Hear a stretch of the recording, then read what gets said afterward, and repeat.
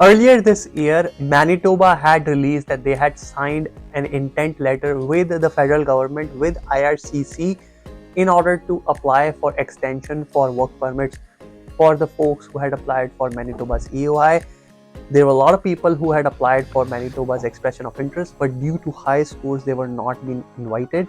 And hence, Manitoba assisted those PNP applicants by collaborating with with the IRCC to be able to extend work permit for these applicants. Now, since then, there was a radio silence, and now IRCC last week released the public policy that allows provinces to issue support letters for folks in order to receive open work permit. Welcome back to the channel, guys. My name is Dhruv. I'm a regulated Canadian immigration consultant. At our firm, Effizient, we assist all prospective immigrants with their immigration to Canada. If you are an immigrant, if you are also an employer, you're looking to hire foreign workers, you need assistance with immigration, here is our contact information. Feel free to contact us. We would be happy to assist you. Now, before we go into the details of this public policy and dissect it one step at a time, let's quickly answer the comment of the week. Now, this comment is about Atlantic Immigration Program. Our awesome viewer says that, first of all, thank you for your informative and concise videos. You're very welcome. I appreciate your gratefulness. And the question is that I have around 6 months of PGWP left. If I move to Atlantic Province, get a job with a designated employer, can I still apply for AIP? The answer is yes. There is no set work permit validity requirement under AIP. If you manage to find a job under in the AIP designated employer with a AIP designated employer, you are free to apply for endorsement under the Atlantic Immigration Program. And please don't forget to ask for work permit support with the AIP endorsement so that you are able to extend your work permit as well going forth. So yes, you can go ahead, you can find a job and you can apply for Atlantic Immigration Program, no problem. So guys, here on the screen, you can see the text of the public policy. So let's go over the text one at a time and see what exactly it says. So the starting here in the background text, IRCC very clearly mentions the intent of this particular policy, and they basically say that they are trying to reinforce the priority of transitioning greater population of current temporary residents to permanent residents, right? So the department has a mandate that they're trying to convert temporary residents to permanent residents because they understand that folks who are already in Canada, they are more valuable as permanent residents as folks coming outside. So definitely that part, the department is in sync with regards to the regulations, and it's in sync with the public sentiment as well, which we also believe that folks who are in Canada are really good candidates for PR.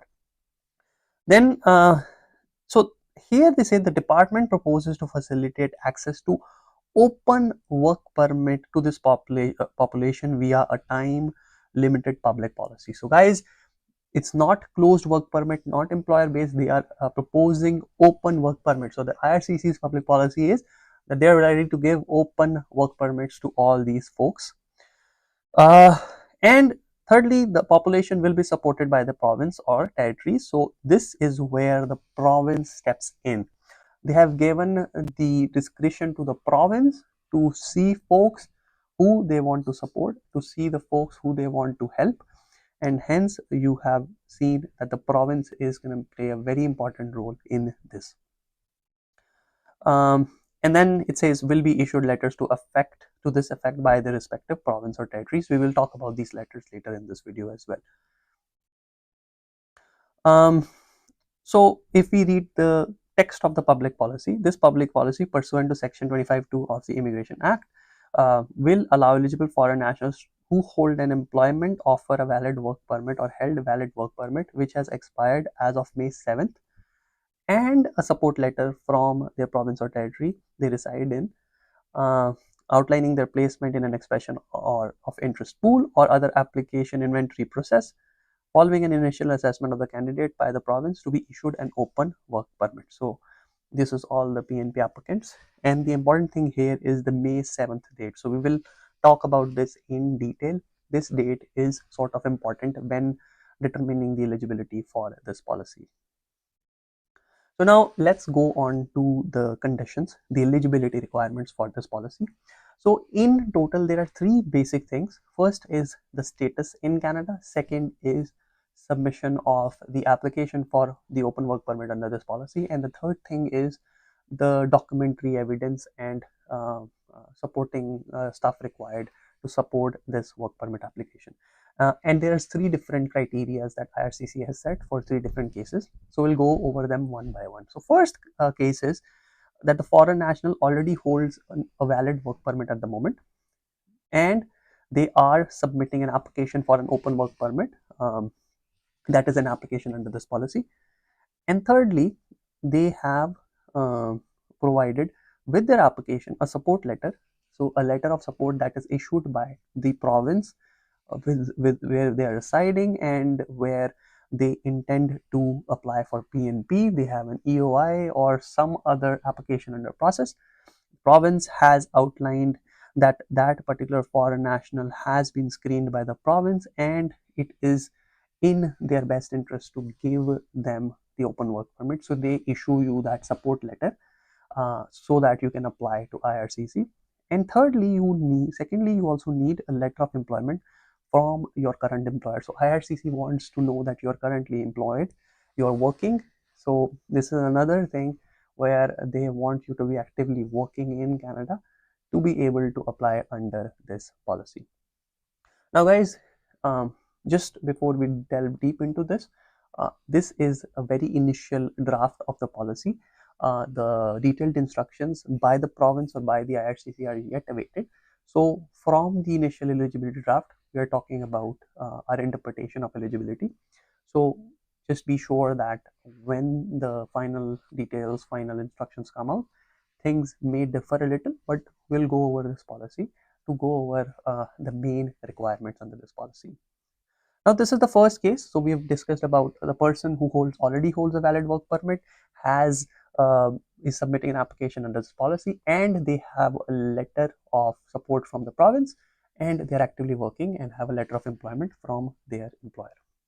This is the most straightforward case. Second case is that the foreign national held a work permit as of May 7, 2024, but that permit has expired. So on May 7th this year in 2024, you held a work permit, but that work permit is already expired. Now at this point, you're submitting an application for a new work permit, or you're submitting an extension of their authorization to remain in Canada. So you're submitting an application for extension of your work permit, or you're restoring your status. Now what this means is that you held the work permit on May 7th, but it has expired. Now at this point, you are either eligible to submit an application for work permit, or you are submitting an application for extension of your work permit, or you are already out of status, but you are still in the restoration window and you're applying to restore your status. So these 2 points become very important for this case. The third point, that is about the support letter and letter of employment, stays the same as case number 1. They are uniform requirements. The same thing, that you need a letter of support and you need an employment letter from your current employer. Okay, so the third point with regards to status says that the foreign national was authorized to work as of May 7, 2024. So either you had a work permit, or you were under the implied status and you were authorized to work as of May 7, 2024, and your implied status work permit application, the application for work permit extension that gave you implied status, still is under process or was approved. So they're saying that the folks who did not hold an active work permit on May 7th, but they had applied for an extension before the expiry of their prior work permit, and as of May 7th, they were authorized to work because of that implied status due to the application that submitted. They become eligible as long as that application is still under process or it was approved. If it was refused, then you lose the eligibility for this work permit. Secondly, has submitted an application for new work permit. So now you're submitting an application for new work permit, or if that application is still under process, the previous one, then you are applying a second application under this particular policy while that first application is still under process. So now guys, in this case, if that application was already refused, then you do not become eligible under this policy.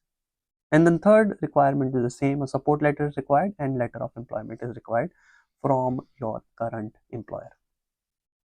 So guys, this is basically it. In summary, as we have talked, the three different cases here. First case is you already hold a valid work permit, right? So that becomes very straightforward. You hold a valid work permit, you can apply for this work permit under this policy. That's very simple.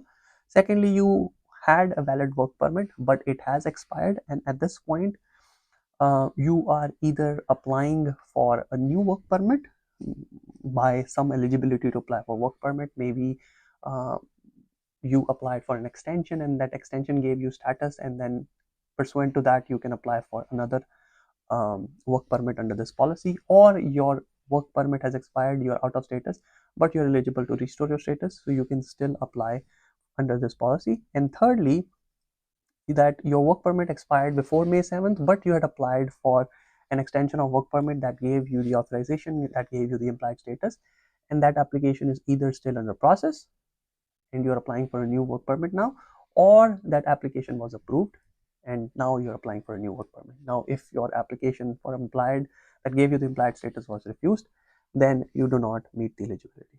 So this is the text of the policy with regards to the eligibility, and rest everything is about what provisions are being exempted with regards to the law. So guys, this was the public policy in brief. We have gone over the entire policy.